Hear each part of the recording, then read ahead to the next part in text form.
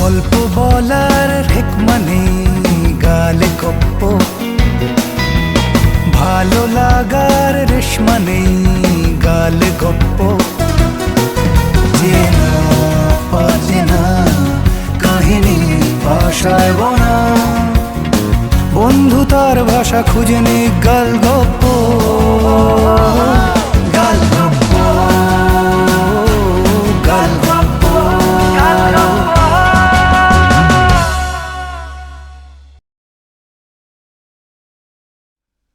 গালগপ্পে নিয়মিত শোনাবো চেনা অচেনা মন ছুঁয়ে যাওয়া রোমাঞ্চকর সব গল্প।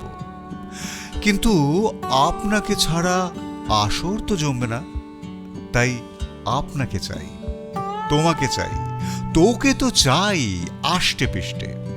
সাবস্ক্রাইব করে বেল আইকনটা ক্লিক করে দিলেই মেতে উঠবো গালগপ্পে, সবাই একসঙ্গে। গালগপ্প।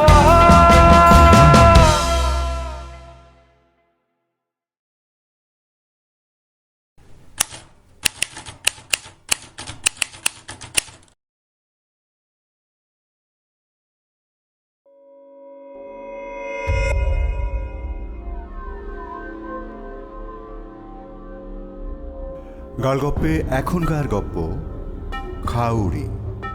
রচনা অভিষেক টিটো চৌধুরী। আবহ বিশ্বদীপ বিশ্বাস। শব্দগ্রহণ অপু আইচ। সামগ্রিক পরিকল্পনায় আমি দীপঙ্কর। শুনছেন একটি রসালো ভয়ের গল্প, খাউরি।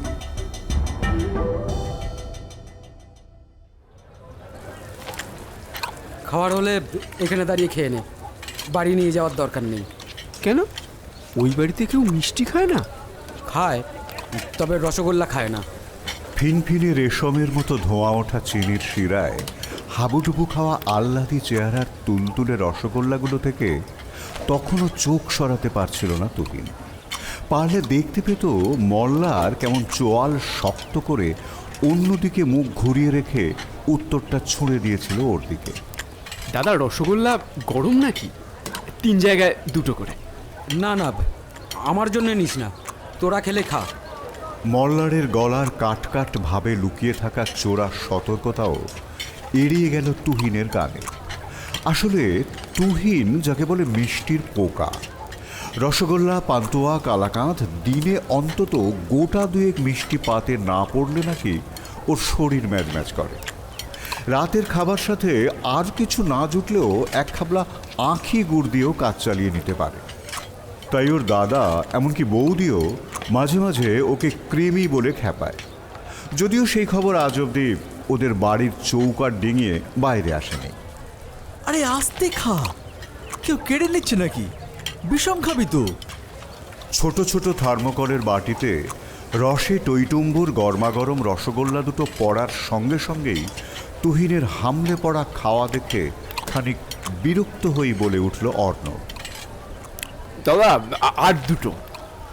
তুহিন ততক্ষণে দ্বিতীয় রসগোল্লাটা মুখে পুরে ওই থার্মোকলের বাটি বাড়িয়ে ধরেছে সামনের দিকে। অর্ণব বরাবরই ধীর স্থির, অল্প কথার মানুষ। মল্লার যে বিনা কারণেই দোকানের বাইরে দাঁড়িয়ে রয়েছে সেটা ওর নজর এড়ায়নি। কেউ একজন রসগোল্লা নাই খেতে পারে, কিন্তু এভাবে ছোঁয়াচ বাঁচিয়ে দূরে দাঁড়িয়ে থাকবার কারণটা কি? তাছাড়া মল্লারের চোখ, মুখ, গলার আওয়াজ সব কিছু যেন একটা অস্বাভাবিকতার ইঙ্গিত দিচ্ছে, আর সেটাই অর্ণবকে ভাবাচ্ছে। নিজের ভাগের রসগোল্লা শেষ করে দোকানের বেসিন থেকে হাত ধুয়ে অর্ণব পায়ে পায়ে গিয়ে দাঁড়ালো মল্লারের পাশে। কি ব্যাপার বলতো? রসগোল্লার কথা তুই এভাবে রিয়্যাক্ট করলি কেন? অর্ণবের মুখের দিকে তাকিয়ে আরও 2 পা সরে গেল মল্লার, যেন অর্ণবের জিভ থেকে রসগোল্লার রস ছিটকে এসে লাগবে ওর শরীরে। সে আছে একটা ব্যাপার, ওই মালটার গেলা শেষ হলো।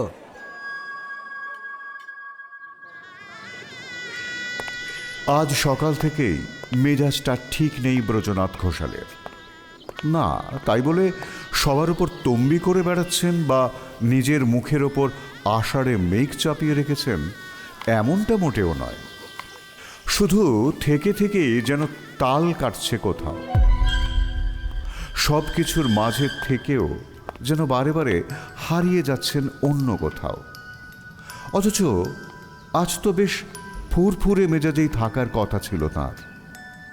নায়েব, গোমস্তা, ঠাকুর, চাকর, বাড়ি ভর্তি আশ্রিতদের ওপর দায়িত্ব চাপিয়ে শুধু খানিক তদারকি করে বেড়ানোর কথা ছিল। তাছাড়া ওদের মাথার ওপর ঘোষাল গিন্নি তো রয়েইছেন। আজ ব্রজনাথ ঘোষালের একমাত্র ছেলে কেশবনাথের বৌভাত, যদিও এই নিয়ে দ্বিতীয়বার দ্বার পরিগ্রহ করেছেন কেশবনাথ। তবুও ঘোষাল বংশের ছেলের বৌভাত বলে কথা। জমিদার না হলেও এই তল্লাটে ব্রজনাথের পিতা হরিনাথের দাপট কোনো জমিদারের চেয়ে কম কিছু ছিল না। জমিদার তো বটেই, ব্যবসার সুবাদে একাধিক জাঁদরেল সাহেব সুবোধের সঙ্গে ভালোই মোলাকাত ছিল তাঁর। সুযোগ্য পুত্র ব্রজনাথ সেই ঐতিহ্য শুধু পালন করেছেন বললে ভুল হবে, বরং পারিবারিক জাঁকজমক এগিয়ে নিয়ে গেছেন আরও বহুগুণ। এত সুখের মাঝেও একটা চোরা কাঁটা কুটকুট করে বিঁধছিল বুকের ভেতরে, কিন্তু অবশেষে সেটিকেও সমূলে উৎপাটিত করে নেওয়া গেছে। আর আজ কেশবনাথের দ্বিতীয় বিয়ের সঙ্গে সঙ্গেই ওই কাঁটার ক্ষতচিহ্ন চিরতরে মিলিয়ে যাওয়ার কথা। কিন্তু কর্তামশাই, জেলেপাড়া থেকে মাছ চলে এসেছে। আহা, কাতলাগুলো দেখে যেন চোখ জুড়িয়ে যায়। আপনি একবার পায়ের ধুলো দেবেন নাকি ওদিকে? সে না হয় হবে। তুমি ভেটকিটা দেখে নিয়েছো তো? এদেশের সাহেব সুবেদের আবার আজকাল সঙ্গে ভাজা ভেটকি না হলে নাকি মদ খেয়ে যেতে হচ্ছে না। আর এদের দেখা দেখি কলকাতার উঠতি বড় লোকগুলো সব সেই কাজা শুরু করে দিয়েছে। হ্যাঁ হ্যাঁ, ও আপনি কিছু চিন্তা করবেন না কর্তামশাই। কেজি 15 ভেটকি আগেই তুলে রাখা হয়েছে। কড়া করে বলে দিয়েছি, ওগুলো যেন সন্ধ্যের আগে কোনো মতেই হাত না পড়ে। বিগলিত কণ্ঠে জানালেন গোমস্তা রাখাল চাটুর্যে। বেশ বেশ, তোমার ওপর ভরসা করতে পারি বলেই খানিক নিশ্চিন্তে রয়েছি। আর একটু দেখে শুনে নাও সব। বোঝাই যাচ্ছে নিজের এক যুগ পুরনো গোমস্তার ওপর বড়ই প্রীত হয়েছেন ব্রজনাথ। সে আপনার বিবেচনা কর্তা।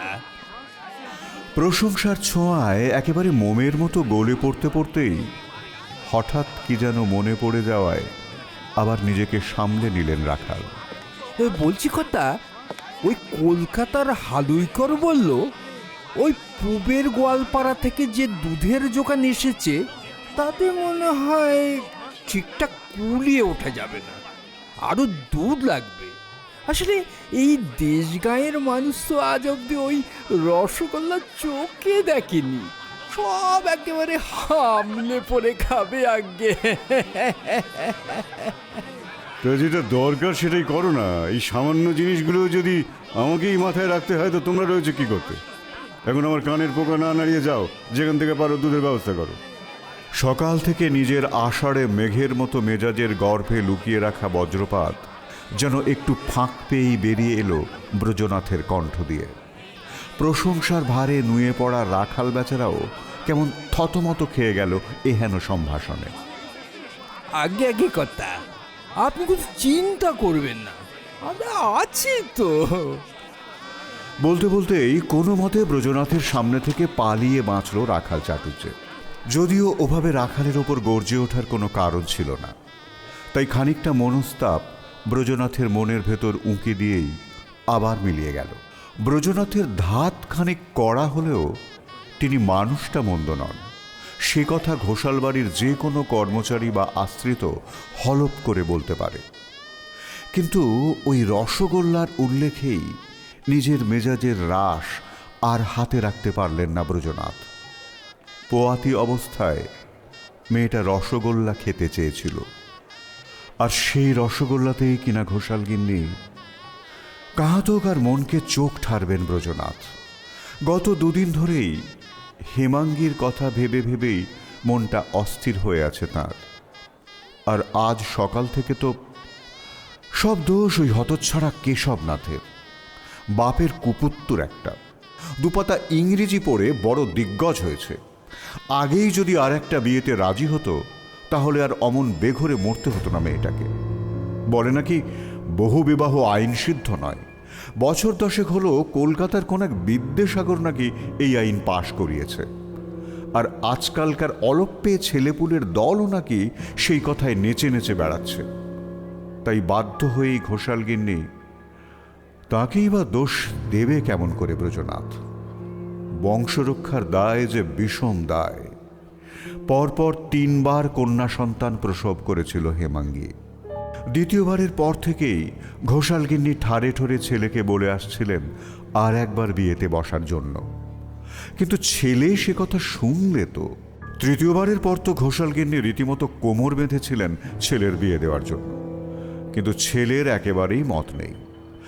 আসলে হেমাঙ্গীকে বড় ভালোবেসে ফেলেছিল ছেলেটা। তার আবার ব্যবসা সূত্রে কলকাতার সাহেব সুবোদের কাছে যাতায়াত লেগেই থাকে, আর কলকাতায় গেলেই বউয়ের জন্য কিছু না কিছু নিয়ে আসবে। কখনো কোনো নতুন ধরনের প্রসাধনী সুগন্ধ, কখনো বা কোনো মুখরোচক খাবার। ওভাবেই একদিন রসগোল্লা নামক মিষ্টান্নটির সঙ্গে পরিচয় ঘটে হেমাঙ্গীর। এদিকে তৃতীয়বার সন্তান সম্ভবা হওয়ার পর মাস 3 যেতে না যেতেই গ্রামের প্রবীণা ধাই মোক্ষদার অভিজ্ঞ চোখ আঁচ পেয়ে গেছিল আসন্ন দুঃসংবাদের। এবারেও মেয়েই হবে হেমাঙ্গীর। আর অন্য উপায় না দেখে কঠিন সিদ্ধান্তটা নিয়েই নিলেন ঘোষালগিন্নি। কিন্তু মুশকিল হলো, মেয়ে মুখে কিছুই তুলতে চাইছে না। 5 গ্রাস মুখে তুললে তার 3 গ্রাসই হড়হড়িয়ে তুলে দিচ্ছে বমি করে। এইভাবে তো হবে না মা। ওই বস্তু আরো খানিকটা বেশি পরিমাণে পেটে না গেলে যে কাজ হবে না। বড় জোর এই একটু পেটের বেদনা, বুক জ্বালা, পেটেরটা হয়তো এতে নিকেশ হবে, কিন্তু হাতের দোক্তা পাতায় চুন লাগাতে লাগাতে চাপা স্বরে ঘোষালগিন্নিকে নিজের আশঙ্কার কথা জানিয়েছিল মোক্ষদা। তুই তো বাবু বলেই খালাস, উপায় তো একটা কিছু করতে হবে নাকি? নাকি কানের কাছে শুধু ইনিয়ে বিনিয়ে কাঁদলেই চলবে? ঝামড়ে উঠেছিলেন ঘোষালগিন্নি। তার তখন মাথার ঘায়ে কুকুর পাগল দশা। তার উপর মোক্ষদার এইসব বেকার অজুহাত সহ্য হয় নাকি? তাইলে আর কি, মনে মনে প্রস্তুত হও। শুধু পেটেরটা রাখবে না খালাস করবে সেটা আমায় বলে দিও। তবে হ্যাঁ, ওই মেয়ের পেট দিয়ে আর ছাওয়াল বেরোবে নি, এইটা স্পষ্ট করে জেনে রাখো। এই বলে গালে দোক্তা পাতার ঠুসে সে যাত্রায় বিদেয় নিয়েছিল মোক্ষদা। ঘোষালগিন্নিও একরকম হাল ছেড়েই দিয়েছিলেন। সেই সময়ই হঠাৎ হেমাঙ্গীর স্বাদ হলো রসগোল্লা খাওয়ার। তড়িঘড়ি নিজের সোনার মটরমালা কবুল করে এক আশ্রিতকে দিয়ে কলকাতা থেকে গোপনে রসগোল্লা আনালেন ঘোষালগিন্নি। না, নিজের ছেলের হাত দিয়ে তার বউয়ের জন্য মারণবাণ জোগাড় করার মতো পাষাণ হৃদয় তার নয়। পরিকল্পনা একেবারে নিখুঁত। ওই নরম নরম ফুলো ফুলো মিষ্টিগুলো চিপে বের করে দেওয়া হলো বেশ খানিকটা রস। তারপর সেগুলো ডুবিয়ে রাখা হলো মোক্ষদার তৈরি বিষ মেশানো চিনির রসে। তাতে করে রসগোল্লায় খানিকটা লালচে ভাব এলো বটে, খানিকটা ভাঁটা পড়ল রসগোল্লার নিষ্কলুষ রূপে। সে যাক, সন্ধেবেলায় খাওয়ালে তেমন বোঝা যাবে না। সেই সন্ধেবেলায় রেকাবি ভরা রসগোল্লা দেখেই খুশির আলো জ্বলে উঠেছিল হেমাঙ্গীর কোটরে বসা চোখ জোড়ায়। ভাঙা গালের দৈন্যকে হারিয়ে দিয়ে ফুটে উঠেছিল সুখের হাসি। উনি আনালেন বুঝি? সলজ্জ কণ্ঠে শাশুড়ির সামনে প্রশ্ন রেখেছিল হেমাঙ্গী। কেন মা, আমরা কি কেউ তোমার স্বাদ আহ্লাদের খবর রাখি না? আমি নিজে আনিয়েছি তোমার জন্যে। আদর করে আলতো হাতে একটা রসগোল্লা পুত্রবধূর মুখে তুলে দিতে দিতে বলেছিলেন ঘোষালগিন্নি। তাঁর গলাতেও তখন রস থই থই। মুখের ভেতর রসগোল্লাটুকু যেতেই তৃপ্তিতে চোখ বন্ধ হয়ে এসেছিল হেমাঙ্গীর। কিন্তু আজ স্বাদটা যেন খানিক অন্যরকম ঠেকছে। হতেই পারে এই পোড়া মুখে রুচি নেই যে এক ফোঁটাও। নাও মা, আর একটা মুখে নাও। কে জানে একটায় কাজ হবে কিনা। এত দূর এগিয়ে এসে আর কোনো রকম ঝুঁকি নেওয়া যাবে না। মুখে রসগোল্লা গিলে ফেলে আবার মুখ খুলল হেমাঙ্গী। না, যেমনটা ভেবেছিল তেমনটা সুখ পাওয়া যাচ্ছে না। একটা খেয়েই গলাটা কেমন বুজে আসছে। তা হোক, তার শাশুড়ি উদ্যোগ নিয়ে নিজে আনিয়েছেন, নিজের হাতে মুখে তুলেও দিচ্ছেন। তিনটে মেয়ে বিয়োবার পরেও এমন আদর আর কোনো বউয়ের কপালে জোটে? শুধু একটা কেন, শাশুড়ির মন রাখতে, এই আদরের মান রাখতে কষ্ট করে হলেও আরো 2টো রসগোল্লা খেয়ে নেবে হেমাঙ্গী। কিন্তু না, দ্বিতীয় রসগোল্লাটা আর খেয়ে ওঠা হলো না হেমাঙ্গীর। গলার চাপ চাপ ভাবটা ততক্ষণে নেমে এসেছে বুক অবধি। তেড়ে ফুঁড়ে যেন দখল করে নিচ্ছে বুকের সবটুকু জমি। দম নিতে রীতিমতো কষ্ট হচ্ছে তার। জলের ঘটির দিকে হাত বাড়াতেই ছো মেরে ঘটিটা হেমাঙ্গীর নাগালের বাইরে নিয়ে নিলেন ঘোষাল গিন্নি। এর খুব একটা দরকার যদিও ছিল না, কিন্তু ঘোষাল গিন্নি কোনো রকম ঝুঁকি নিতেই রাজি নন। ইতিমধ্যেই শ্বাসের অভাবে চোখে জল এসেছে হেমাঙ্গীর। সেই সজল চোখে এবার মিশল বিস্ময়। ততক্ষণে হেমাঙ্গীর চোখের সামনে ঝাপসা হতে শুরু করেছে তার শাশুড়ির অবয়ব। তাহলে কি? হ্যাঁ, হয়তো শেষ মুহূর্তে হেমাঙ্গী বুঝতে পেরেছিল সবটাই। বুঝে ফেলেছিল ওই প্রাণঘাতী রসগোল্লার রহস্য। তাই হয়তো আধার ঘনিয়ে আসা চোখ জোড়া প্রচণ্ড প্রয়াসে মেলে ধরে শেষবারের মতো তাকিয়েছিল রেকাবি ভরা রসগোল্লার দিকে। না, সে সময় ব্রজনাথ ওই ঘরে উপস্থিত ছিলেন না। এই বিস্তৃত বর্ণনা তিনি তার গিন্নির কাছ থেকেই পেয়েছিলেন। শুনে যে তিনি বিশেষ তৃপ্তি বোধ করেছিলেন এমনটা বলা যায় না। তবুও মুখ বুজে সবটাই শুনেছিলেন, কারণ সব দায়িত্বটুকু তার সহধর্মিনী নিজের কাঁধে তুলে নিলেও এই উজ্জ্বল ঘোষাল বংশের বিস্তারের পথ নিষ্কণ্টক রাখার দায় তাঁর ওপরেও তো বর্তায় নাকি। তবে ছেলের এই দ্বিতীয়বার বৌভাতে নিমন্ত্রিতদের পাতে রসগোল্লা তুলে দেওয়ার হুজুগটা তিনি ঠিক মেনে নিতে পারছিলেন না। ক্ষীরপুলি, মিষ্টি দই, সন্দেশ, এত কিছু, তার উপরে ওটা রাখারও কি খুব দরকার আছে? ও মা, এ আপনি কি বলেন? ঘোষাল বাড়ির ছেলের বৌভাত বলে কথা। কত মান্যিগণ্যি অতিথিরা পায়ে ধুলো দেবেন সেদিন, তাদের পাতে কি যেমন তেমন মিষ্টি তুলে দেওয়া যায় নাকি? যেন আকাশ থেকে পড়েছিলেন ঘোষাল গিন্নি। তাছাড়া মেয়ের বাড়ির মুরদ আছে নাকি ওসব খাওয়ার? তারাও তো দেখবে কেমন বড় ঘরে এসে উঠেছে তাদের মেয়ে। গিন্নির কোনো আবদারই আবার ফেলতে পারেন না ব্রজনাথ। অগত্যা কলকাতা থেকে রসগোল্লা বানানোর কারিগর আনানো হলো। মুখে মুখে রটেও গেল সেই সংবাদ। গোটা মহলের মানুষ মুখিয়ে রইল ওই রসগোল্লা নামক বস্তুটি চেখে দেখবার জন্যে।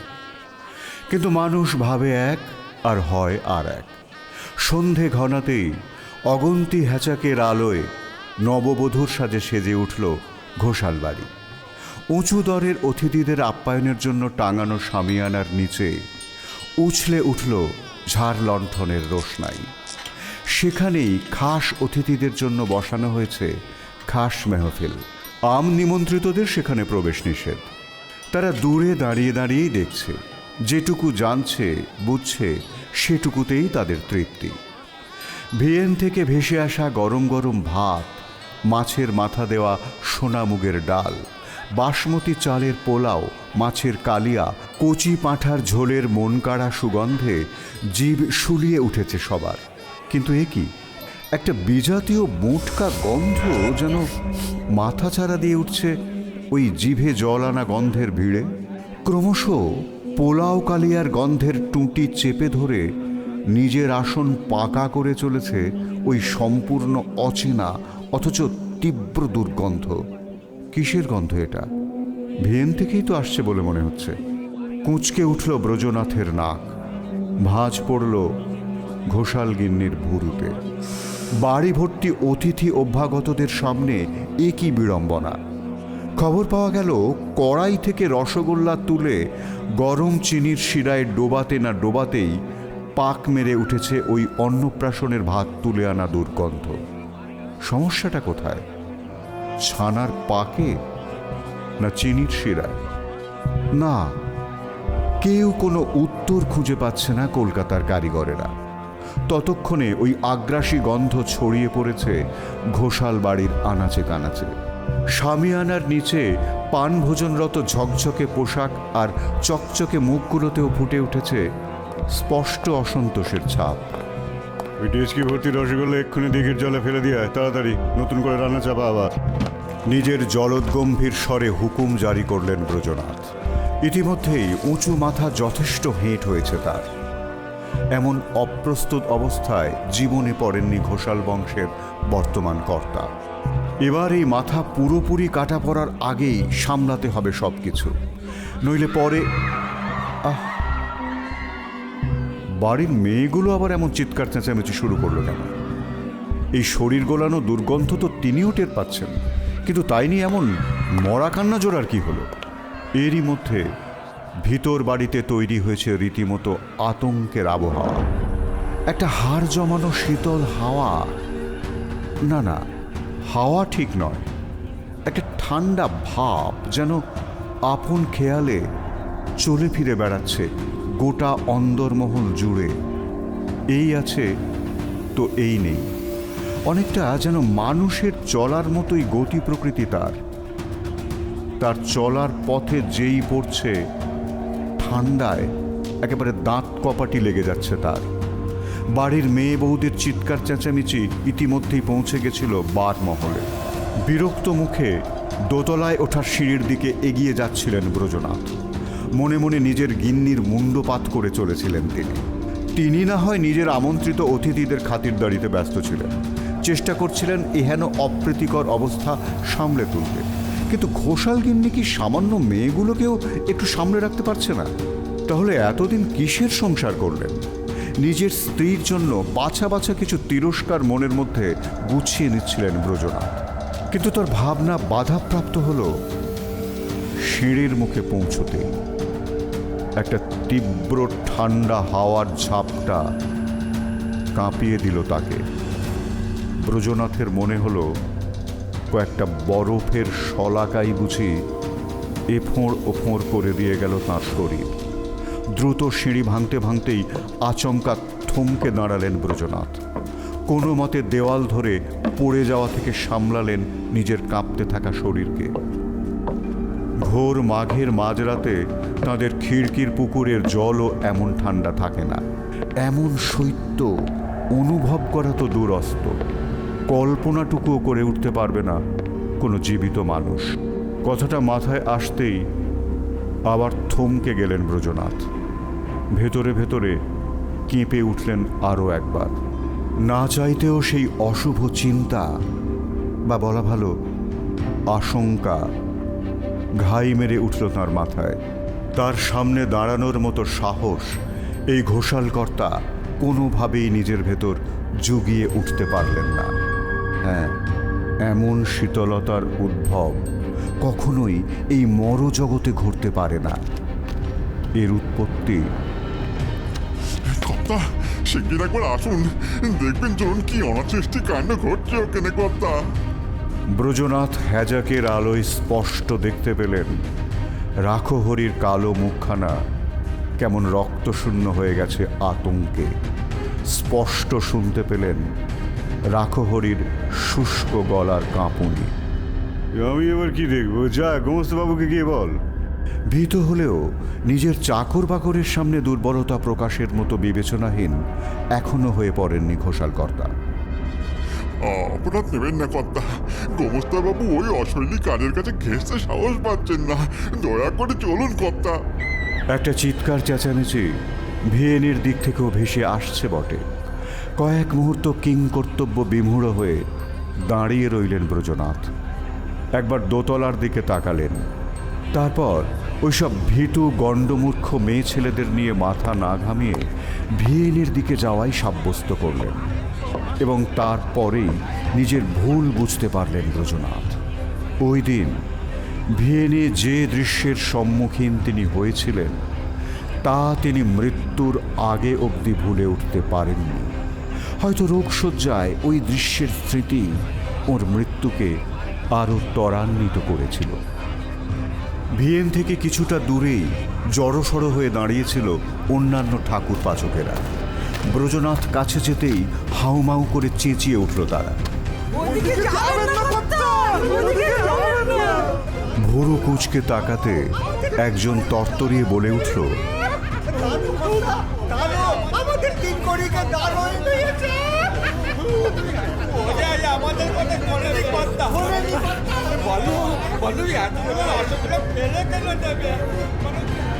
ও এই ব্যাপার, চলো তো দেখে গিয়ে। যদিও ব্রজনাথের কথায় সায় দিয়ে কেউ এগিয়ে এলো না, তাই আশপাশে দাঁড়িয়ে থাকা ছোট লোকদের দিকে ক্রোধ ও ঘৃণা মিশ্রিত দৃষ্টি ছুঁড়ে দিয়ে বড় বড় পা ফেলে ব্রজনাথ একাই এগিয়ে গেলেন। ঘোষালবাড়ির গরিব গুরব আশ্রিত সব, বলতে গেলে উচ্ছিষ্ট অন্যেই প্রতিপালিত। তাদেরই মধ্যে জনাচারে রসগোল্লার লোভ সামলাতে না পেরে সম্ভবত ওই খারাপ হয়ে যাওয়া রসগোল্লা খেয়েই পেটের ব্যথায় মাটির ওপর পড়ে কাটা পাঁঠার মতন ছটফট করছে সব। না না, সবাই তো নয়। রসগোল্লা ভর্তি বিরাট একটা ডেচকির ধারেই পড়ে রয়েছে 3টে ছটফট করতে থাকা শরীর, আর চতুর্থজন কোনো দিকে ভ্রুক্ষেপ না করে দুহাতে ডেচকি থেকে মুঠো ভরে রসগোল্লা তুলছে, মুখে পুড়ছে, আয়েশ করে চিবোচ্ছে। তৃপ্তিতে চোখ বুজে এসেছে তার। ওর থেকে একটা ঠান্ডা হাওয়া আচমকা ছুটে এলো কর্তা। বাপ রে, সে কি শীত! আমরা ছুটে পালালো। ফিরে এসে দেখি এও কিন্তু একটু আগে অমনভাবেই মাটিতে শুয়ে হাত পা ছুঁড়ছিল। কলকাতা থেকে আসা এক কারিগর, হয়তো কলকাতায় থাকার কারণেই একটু বেশি সাহসী, একটু দূর থেকে চেঁচিয়ে জানালো ব্রজনাথকে। ভয় পেতেও যেন ভুলে গেছেন ব্রজনাথ। তার পা দুখানা যেন কেউ পেরেক দিয়ে পুঁতে দিয়েছে মাটির সঙ্গে। হ্যাজাকের আলো এখানে তেমন একটা এসে পড়ছে না, তাই একটু ঝুঁকে মানুষটির মুখ দেখতে চাইলেন ব্রজনাথ। বুঝে নিতে চাইলেন মানুষটি কে, কি তার পরিচয়। হ্যাঁ, এই তাহলে 3 কড়ি। হ্যাঁ, মুখখানা চেনা চেনা ঠেকছে যেন। তখনই যেন হঠাৎ কিছু একটা টের পেয়ে মুখ ভর্তি রসগোল্লা চিবানো থামালো ওই 3 কড়ি নামের আশ্রিত মানুষটি। যদিও এই 3 কড়ি আর তখন নিজের মধ্যে নেই, ওর শরীরের দখল নিয়েছে খাউড়ি। সেই খাউড়ি বা 3 কড়ি হঠাৎই শটান চোখ তুলে চাইল ব্রজনাথের দিকে। ওই আবছা আলো হালকা আঁধারে ব্রজনাথ দেখলেন জলজলে অথচ ফ্যাটফ্যাটে সাদা দুটো চোখ। প্রথমে শিউরে উঠে চোখ বন্ধ করে ফেললেও আবার কিসের টানে যেন চোখ খুলেছিলেন ব্রজনাথ। প্রথম আর চোখে, তারপর শটান চেয়েছিলেন চোখ জোড়ার দিকে। শুধু তাই নয়, মন্ত্রমুগ্ধের মতন সামনের দিকে এগিয়েও গিয়েছিলেন 1 পা 2 পা করে। একেবারে ডেচকির কাছে পৌঁছে ধপ করে থেবড়ে বসে পড়েছিলেন মাটির ওপর, আর সবাইকে অবাক করে হাত বাড়িয়ে দিয়েছিলেন ডেচকি ভরা রসগোল্লার দিকে।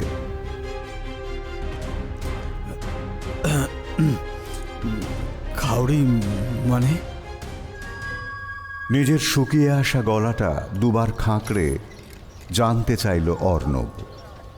যদি কোনো খাদ্যের প্রতি লিপ্সা নিয়ে কারোর অপঘাতে মৃত্যু হয়, ধরো কোনো একজনের খুব বিরিয়ানি খাওয়ার ইচ্ছে হয়েছে, এবার সেই ইচ্ছে পূর্ণ হওয়ার আগেই যদি কোনো দুর্ঘটনা বা অমনি কিছু কারণে সেই মানুষটির মৃত্যু হয়, তবে নাকি সে খাউড়িতে পরিণত হয়।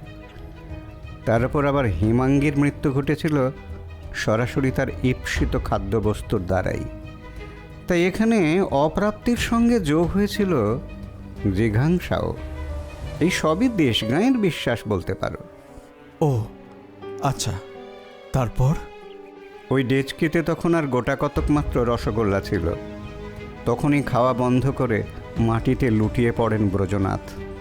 তারপর তাকে বাড়ির ভেতর নিয়ে গিয়ে জলটল দিয়ে জ্ঞান ফেরানো হয়। কিন্তু এরপরে আর স্বাভাবিক জীবনে ফিরতে পারেননি তিনি। খুবই অসুস্থ হয়ে পড়েছিলেন, শারীরিক আর মানসিকভাবেও। এই অসুস্থতা জীবনের শেষ দিন পর্যন্ত তার সঙ্গে ছিল। মাঝে মধ্যে নিজের শরীরে দুর্গন্ধ পেতেন। ওই সময়গুলোয় তাকে সামলানো বেশ মুশকিল হতো। এরপর আর বাঁচেনও নি বেশি দিন, ওই টেনে টুনে বছর দুয়েক। আর ওর স্ত্রীও একেবারে মরমে মরেছিলেন বলা যায়। বলতেন ওর পাপেই নাকি এত বড় ক্ষতি হয়ে গেল পরিবারের। খুব যে ভুল বলতেন সেটাও নয়, সারাদিন নাওয়া খাওয়া ভুলে ঠাকুর ঘরে হত্যে দিয়ে পড়ে থাকতেন। সেই ঘটনার পর থেকেই আমাদের ঘোষাল বংশের কেউ আর রসগোল্লা মুখে তুলতে পারে না। খাওয়া তো দূরের কথা, বাড়িতে ঢোকাতেও পারে না। এমনকি এই বাড়ির মেয়েরাও। তবু বাঁচোয়া, মেয়েদের শ্বশুর বাড়িতে রসগোল্লা ঢুকলে খাউড়ি কোনো ঝামেলা করে না। নইলে তো আমার মেয়েটাকেও শ্বশুর বাড়ি থেকে খেয়ে দিয়ে দিত। আমার বেয়াই আবার মিষ্টি বলতে পাগল, বিশেষ করে ওই রাবড়ি আর রসগোল্লা। আসলে সবই অভিশাপ, বুঝলে তো, সবই ওই হিমাঙ্গীর অভিশাপ। একটা দীর্ঘশ্বাসের সঙ্গেই এই লম্বা কাহিনী শেষ করলেন মৃদুলবাবু। মল্লারের জেঠু বাড়িতে ফিরেই অর্ণব আর তুহিন মিলে চেপে ধরেছিল মল্লারকে। কি সেই ঘটনা যার জন্যে রসগোল্লার মতো একটা মিষ্টি অচ্ছুত হয়ে রইল ওদের পরিবারে? মল্লারই তখন ওদের নিজের জেঠুর কাছে নিয়ে যায়। মৃদুলবাবু অবশ্য সহজে রাজি হননি।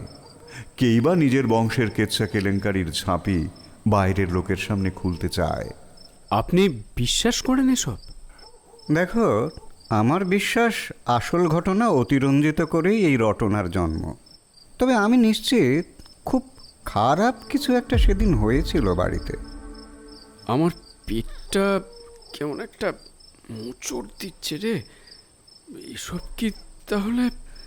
না না, ওসব কিছু নয়। মনে হয় এই ঘটনার কথা শুনেই তুমি মানসিকভাবে চাপে পড়ে গেছো। তোমার শরীরে তো আর ঘোষাল বংশের রক্ত নেই, তাই তোমার এখন দুশ্চিন্তার কোনো কারণ নেই।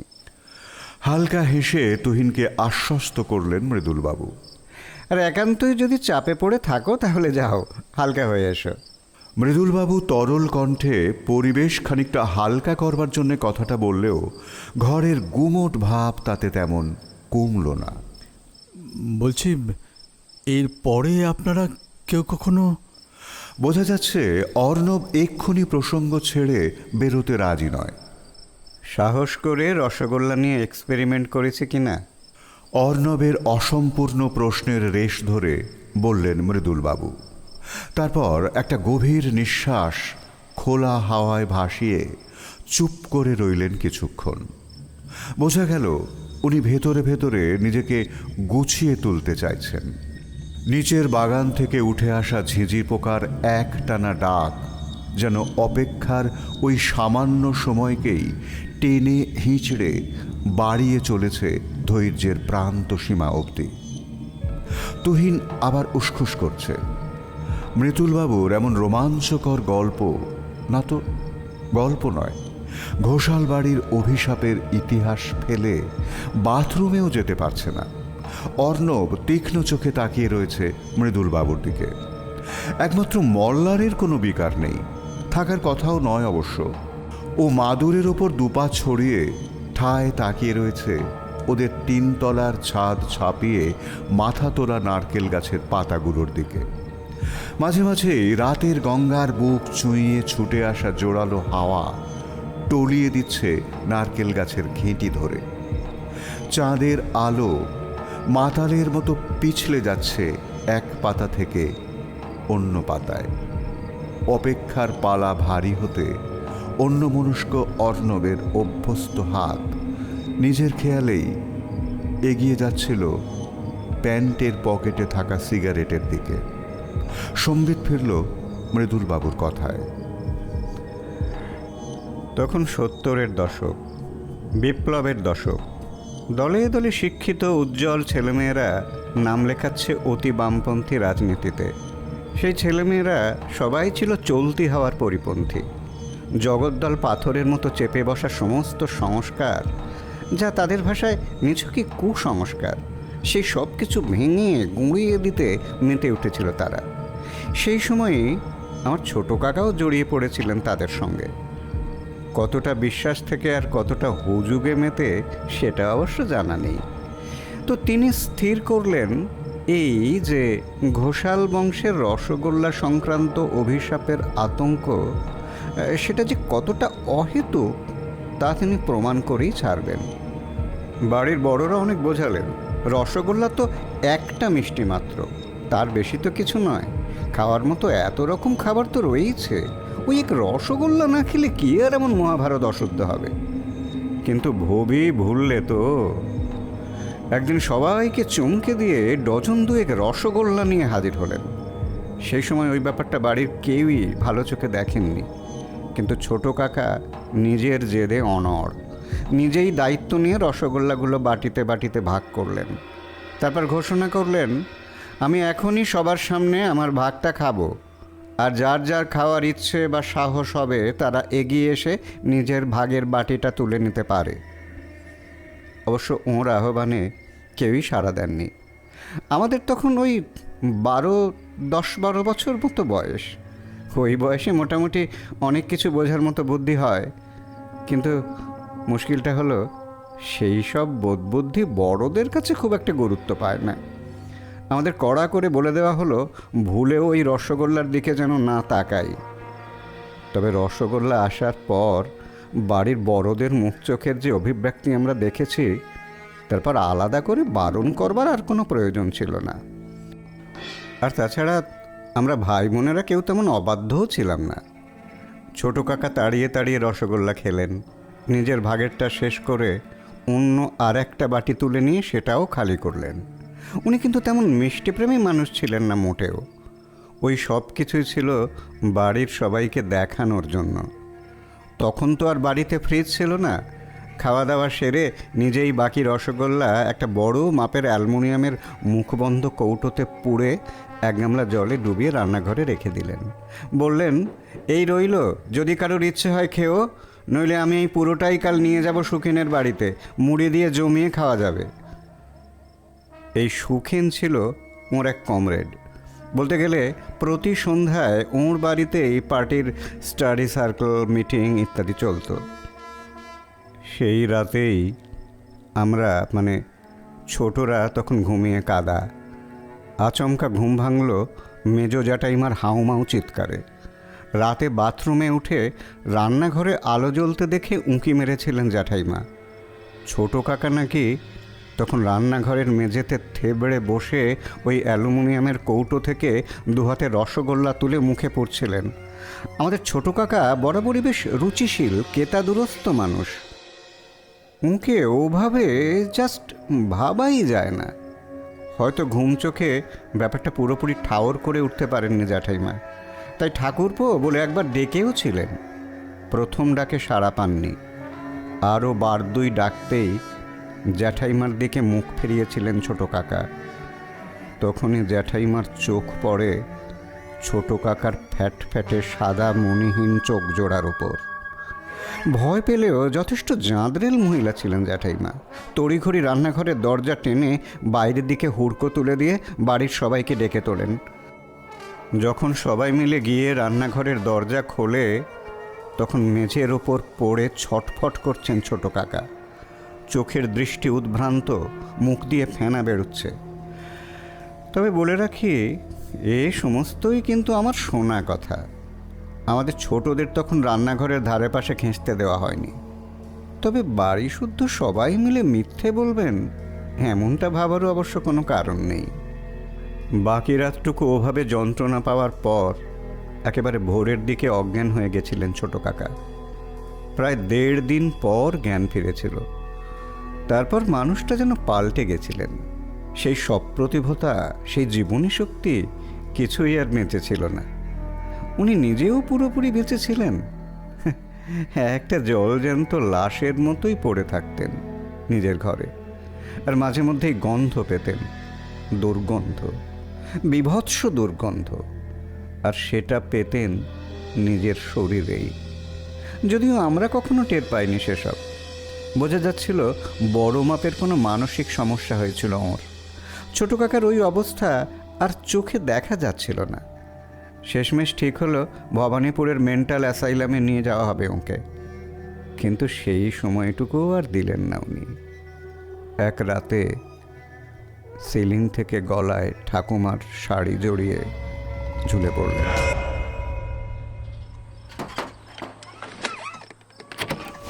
রে, জানলাটা খুললি কেন? মশা আসবে তো। পাশ ফিরতে ফিরতে ঘুম জড়ানো গলায় জানতে চাইল অর্ণব। আসুক মশা, দেখছিস না কেমন একটা গুমোট গন্ধ থমকে রয়েছে ঘরের ভেতরে। কেমন একটা ধরা ধরা গলায় উত্তর দিল তুহিন, মোটকা গন্ধ। এই একটা কথাই যথেষ্ট ছিল অর্ণবের চোখে লেগে থাকা তন্দ্রাটুকু দূর দূর করে তাড়িয়ে দেওয়ার জন্যে। তাহলে কি সত্যি সত্যি? কিন্তু কই, অর্ণবের নাকে তো কোনো গন্ধ আসছে না। খোলা জানলা দিয়ে আসা চাঁদের আলো, জানলার বাইরে সীমাহীন আশকারায় বেড়ে ওঠা বাতাবি আর পেয়ারা গাছের ফাঁক গলে এসে পড়েছে উল্টো দিকের দেওয়ালে। সেই আলোতেই দেখা যাচ্ছে জানলার সামনে ঠায় দাঁড়িয়ে থাকা তুহিনের ছায়া। ওখানে অমনভাবে দাঁড়িয়ে আছে কেন? ওর কি ঘুম আসছে না নাকি? কিন্তু এই সামান্য প্রশ্নটাও তুহিনকে করে উঠতে পারল না অর্ণব। তুহিনের গলার আওয়াজ, ওর কথা বলার ভঙ্গি, জানলার সামনে ওভাবে আড়ষ্ট হয়ে দাঁড়িয়ে থাকা, সবটাই যেন কেমন অস্বাভাবিক, যেন সাংঘাতিক খারাপ কিছু একটা ঘটতে চলেছে এখানে। আর এই আসন্ন দুর্বিপাকের জন্য দায়ী একমাত্র অর্ণব নিজেই। অর্ণব, খুব রসগোল্লা খেতে ইচ্ছে করছে রে, খাওয়াবি? খাওয়া না, খাওয়া খাওয়া। না, আর এক মুহূর্ত দেরি করা ঠিক হবে না। এক্ষুনি এই বাড়ির চৌহদ্দি থেকে বের করে নিয়ে যেতে হবে তুহিনকে। আর তুহিনকে যদি একান্তই, সেক্ষেত্রে নিজেকে তো বাঁচাতেই হবে। তড়াক করে বিছানা থেকে উঠতে গিয়েই ঘুমটা ভেঙে গেল অর্ণবের। ঠিক ওর পাশেই ঘুমিয়ে কাদা হয়ে আছে তুহিন। এক ঝটকায় ঘাড় ঘুরিয়ে দেখল অর্ণব, না, জানলা তো বন্ধই আছে। উফ, কি সাংঘাতিক স্বপ্ন মাইরি। বুকের ভেতর যেন এখনো দুর্মুষ পিটছে কেউ। ফুল স্পিডে চলতে থাকা ফ্যানের নিচেও ঘেমে প্রায় স্নান করে উঠেছে অর্ণব।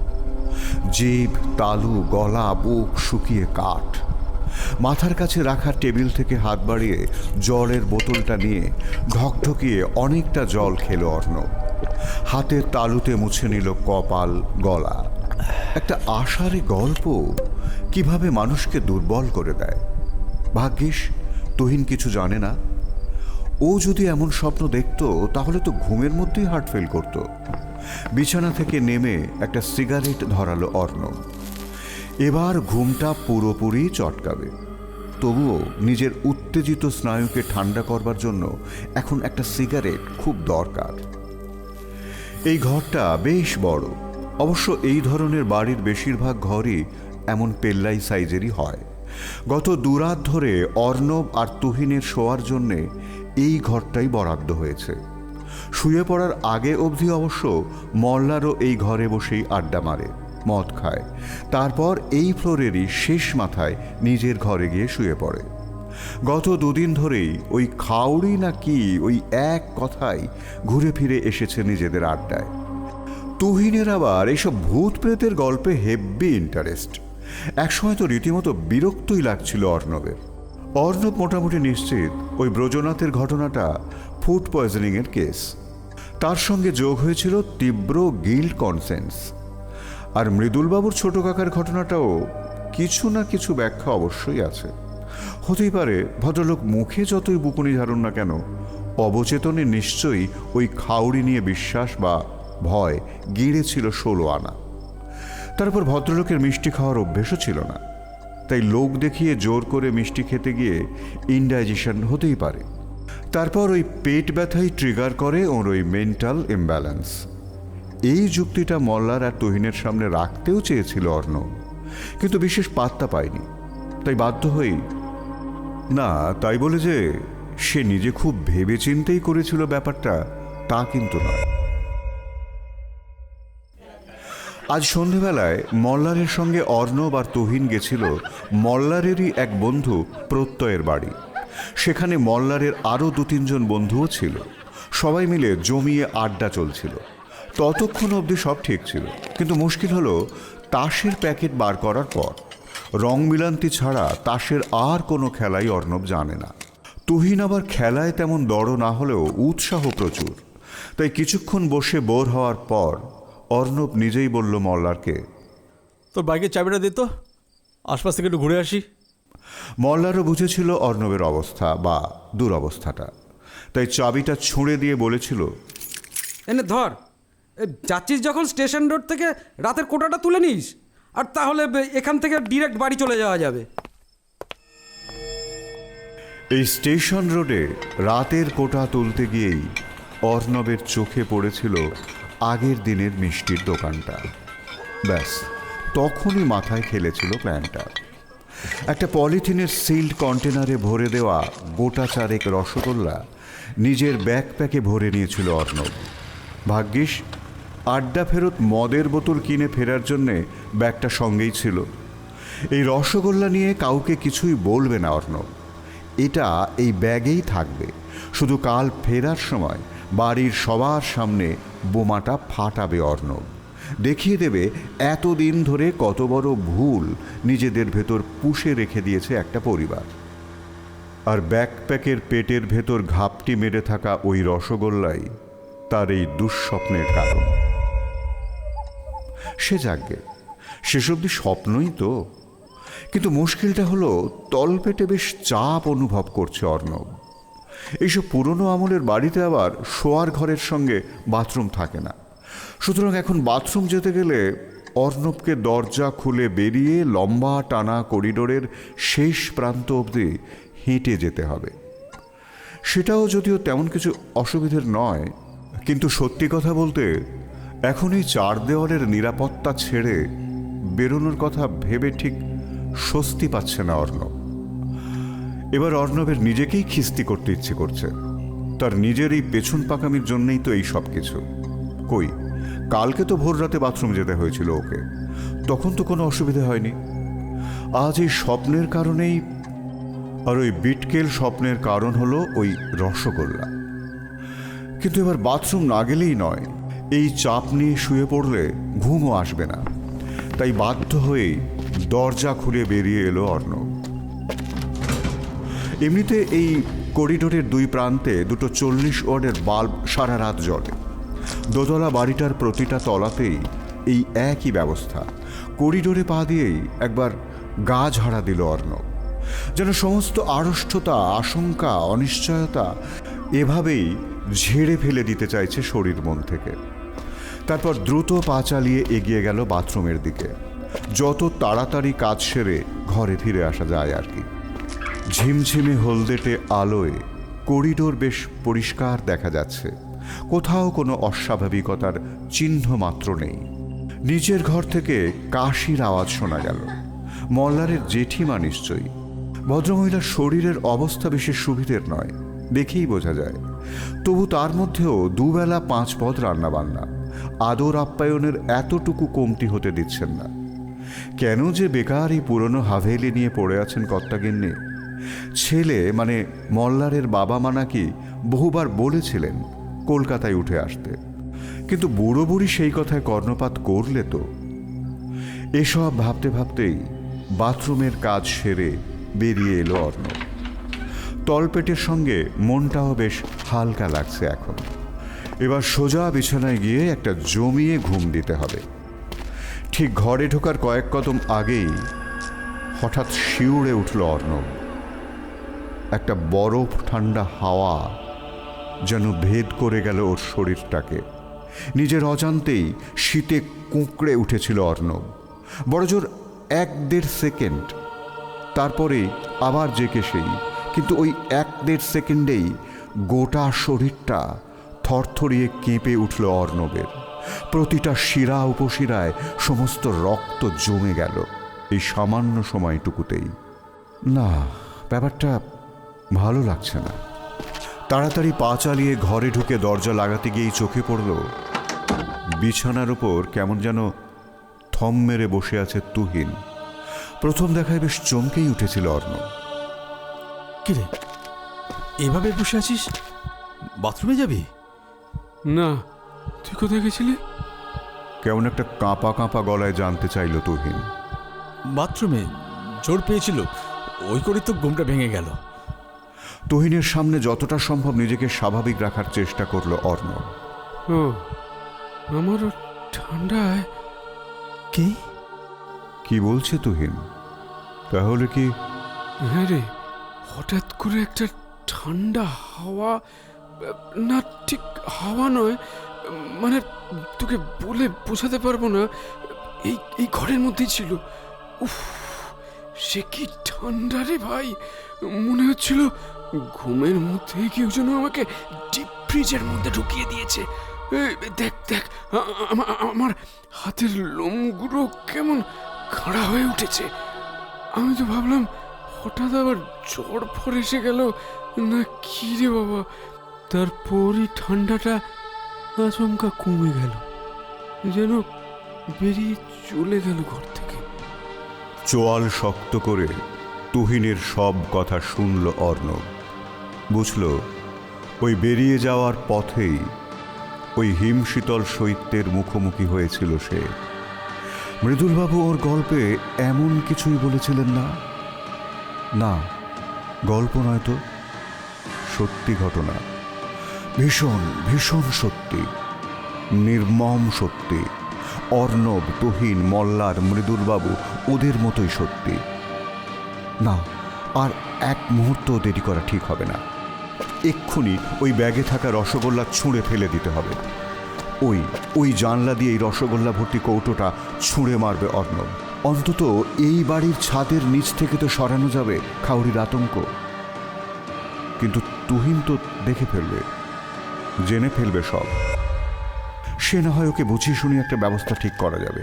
দ্রুত হাতে নিজের ব্যাগটা তুলে চেন ধরে টান মারল অর্ণব। ওই যা, চেনটা খানিকটা বেশি জোরেই টানা হয়ে গেছিল বোধহয়।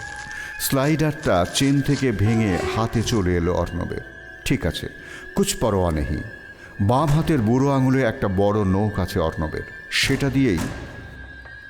তুই তাড়াতাড়ি লাইটটা জ্বালা। কি করতে চাইছিস পরিষ্কার করে বলতো?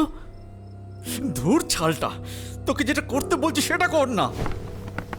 তুহিনকে দাবরানি দিতে দিতেই দাঁতে দাঁত চেপে ব্যাগটার চেন খোলার চেষ্টা করে যাচ্ছিল অর্ণব। কি একটা যেন ছিল তুহিনের গলায়। আপনা থেকেই হাত থেমে গেল অর্ণবের। বিপদ যখন দোরগোড়ায়, না, একেবারে চৌকাঠ পেরিয়ে ঘরে এসে উপস্থিত হয়, তখন বোধহয় ঠিক এতটাই অসহায় শোনায় মানুষের কণ্ঠস্বর। তখন হাল ভাঙা নৌকোর মতোই মানুষ নিজেকে ছেড়ে দেয় সেই অমোঘ অবশ্যম্ভাবী সর্বনাশের হাতে। তাই দরজা খোলার আওয়াজ কানে যেতেও তেমন চমকে ওঠেনি অর্ণব। ও তো বুঝেই গেছিল কোনো ভয়ঙ্কর দৃশ্য অপেক্ষা করে রয়েছে ওই দরজার বাইরে। ততক্ষণে তুহিন পায়ে পায়ে পিছিয়ে এসেছে বিছানার কাছে।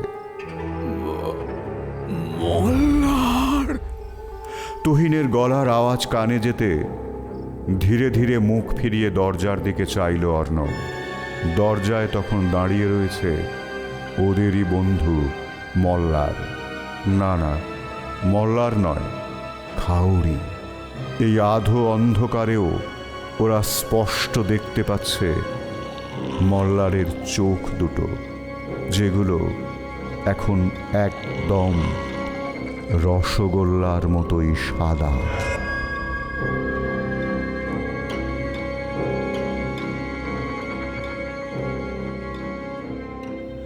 শুনছিলেন অভিষেক টিটো চৌধুরীর গল্প খাউরি। বিভিন্ন চরিত্রের সংলাপগুলো যারা বললাম, মল্লার, ভগলু, তুহিন, সঞ্জিত, রাখহরি এবং অর্ণব, অপু, রাখাল চাটুর্যে শ্রী নিরোদ কর, হেমাঙ্গী ও ঘোষাল গিন্নি, সঙ্গীতা, মক্ষদা, কেয়া, ব্রজনাথ কারিগর, মৃদুলবাবু এবং গল্প পাঠিয়েছিলাম আমি দীপঙ্কর। গালগপ্পে আবার দেখা হবে পরের গল্প নিয়ে। সবাই খুব ভালো থাকুন, সঙ্গে থাকুন। নমস্কার। ও হ্যাঁ, কেমন লাগছে সেটা জানাবেন কিন্তু। গালগপ্প